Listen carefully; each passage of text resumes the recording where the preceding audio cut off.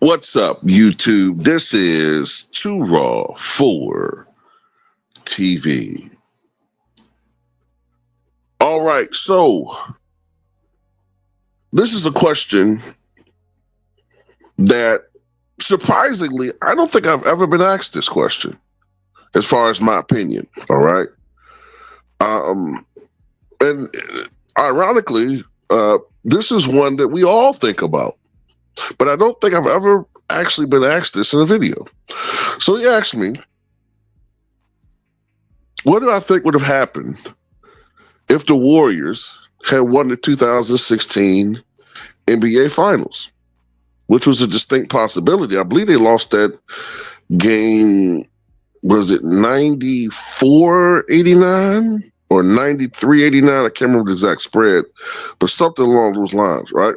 So it was a very close game, and it came down to the last couple of possessions. And this, of course, is a series where the Warriors blew a 3-1 lead. Okay.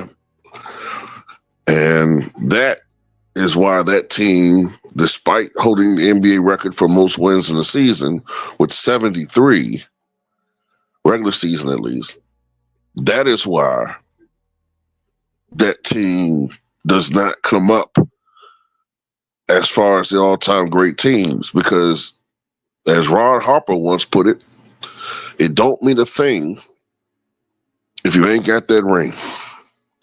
That's why you don't hear people talk about the 1973 Celtics that won 68 games, because they failed to go to the NBA Finals, let alone win a championship. But what would have happened if they won a championship? If they had came out ahead 93-89, or whatever the hell the final score was. Now, if everything was the same, everything else that happened stayed the same. We still have a Game 5 suspension of Draymond, and Bogut gets hurt, and, Harrison Barnes forget how to shoot. If all these things stay the same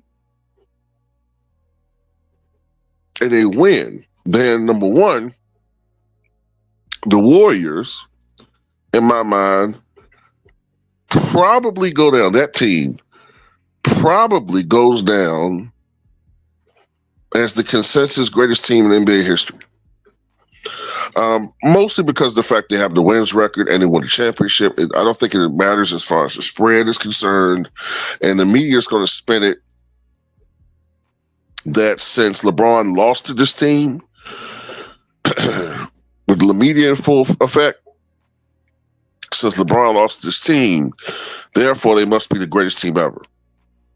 And they're going to talk about how this team is infinitely better than any team LeBron or Michael Jordan faced in the finals. You know the spiel.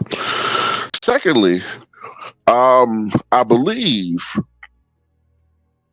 looking at the dynamics of it and remembering his Game 7 performance, I would think that Draymond Green probably win Finals MVP, which would be a huge boost to whatever Hall of Fame resume that he supposedly has, because he was the best player by far for the Warriors in Game 7 in real life. If I remember correctly, I think he had like 32 points, 15 rebounds, 8 or 9 assists or something like that. I mean, he literally put up LeBron James numbers in that Game 7. So, yeah, he probably would have won Finals MVP. I forget his overall numbers in this series, but I think it was like 15, 10, and 9, or it was something crazy. So there's that, right? Also, if I recall correctly, Kevin Durant said that Had that Warriors team won the championship, he would have never joined them in free agency. So Kevin Durant almost certainly does not join the Warriors, and he probably re-signs with the Thunder because he was already in an anguished position whether to re-sign the Thunder or go to the Warriors anyway. So I think in this situation he'll probably stay with the Thunder, even if it's semi-reluctantly. Okay. Um, this will be a huge blow. A huge blow. No matter how much they try to spin it, this would be a huge blow to any GOAT chances or GOAT, argument for LeBron James. Because that would make him 0 for 2 in the NBA Finals since coming back to Cleveland. And this time he couldn't argue about injuries. In 2015, you can make an argument, well, he did lose Kevin Love. He did lose Kyrie Irving. They were shorthanded. But this time, it's the Warriors that were injured. It was the Warriors that lost Draymond Green for a game. It's the Warriors that lost Andrew Bogut. It's the Warriors that had banged up players like, Steph Curry.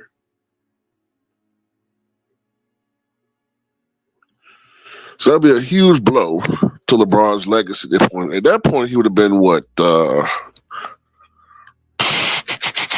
would his finals record have been? Or 1, or 2, 2 and 2, 2 and 3, 2 and was it 2 and 4?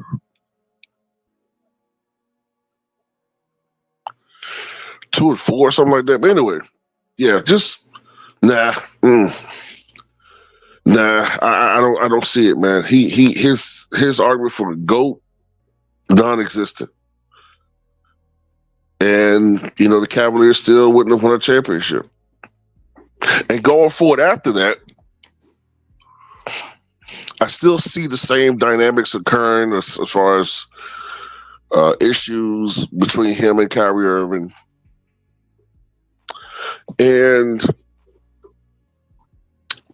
keep this in mind. The Warriors still would have been able to sign some high level, some high level player as far as cap space is concerned. They still would have been able to sign somebody. Now, outside of Kevin Durant, I don't know who that would have been. Somebody lesser, but hell, somebody that could have still been a great fit. Because remember, even though they signed Kevin Durant, they lost a lot of their bench. So if they sign someone that's not quite Kevin Durant, but still a really, really good player, maybe they're able to hang on to a little bit more of their bench. I don't know. I'm just speculating here, right? Whatever the case may be, the Warriors still, I think, would be the creme de la creme of the NBA for a couple of more years. The NBA didn't really catch up to the Warriors, I would argue, until about 2019. That's when the NBA, I think, kind of caught up to the Warriors in their style of play and, learning how to scheme against them and switches and all that. Like, before that, the NBA was well behind and the Warriors was kicking everybody's behind. So, yeah, I think the Warriors would still have been the best team de facto in the NBA for a couple of more years. And I think the Warriors still would have been dominant. The Cavs, man, I think after that, I think they still go to the NBA Finals like they do in real life, but they get their ass whooped. And I think they I think the Warriors start taking. Honestly, I think at that point, if they lose 2016, I think by that point, with the upgrade to whoever they sign, and I'm trying to think of guys who they could sign.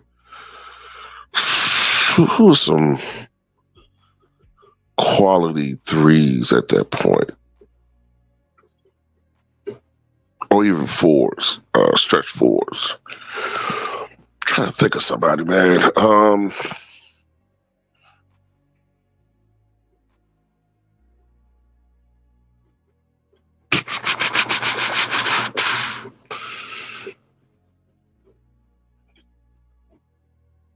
I can't think of them off the top of my head for some reason, man. Um, for some reason, I can't think of anybody off the top of my head. Maybe LeBron. Nah, no, power forward. I don't know if he'll fit. Maybe Aldridge. Maybe on the Buckets Aldridge. I don't know. Somebody else. I think they could have signed somebody else. Outside of outside of Kevin Durant. I just can't think of anybody off the top of my head right now because I can't remember who was a free agent at that time. But anyway, the point being, I think the Cavaliers would have continued to lose. I think they'd have been good enough to get out of the Eastern Conference, but I think they would continue to lose to the Warriors for a couple of years, man. In even more embarrassing fashion than they did in real life. And, 4-6 becomes 3-7.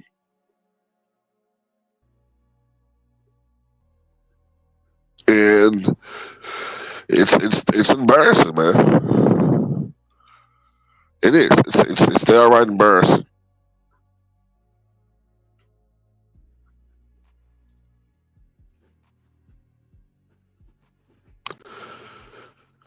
And look, remember in real life, the Warriors won their last championship in 2022. Now I think their championship window is done, but hey, maybe I'm wrong. But I think their championship window is done, but it didn't close. If it is done, until 2022. So, you know, what's to say if they sign someone that's a little bit younger than Kevin Durant was back in 2016, maybe in that system, in that Warrior system, they're even more effective than they ended up being before. And playing with a Steph and Clay rubs off on them. And they maximize their level of play in the way that they didn't in any other team, and maybe they're even stronger. So it's hard to say, but I do know this: if LeBron James blows that championship in 2016, he can kiss it goodbye as far as go a conversation. I don't care if he still wins 3 championships, because at the end of the day, you can't lose that much in the finals. My goodness, 3-7, 4-6 is bad enough. 3-7.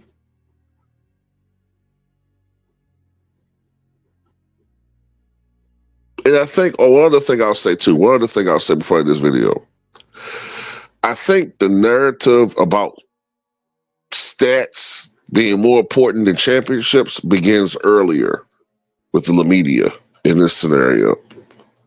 I think it begins a lot earlier. So that's kind of how I look at that situation. Anyway, tell me what you guys think.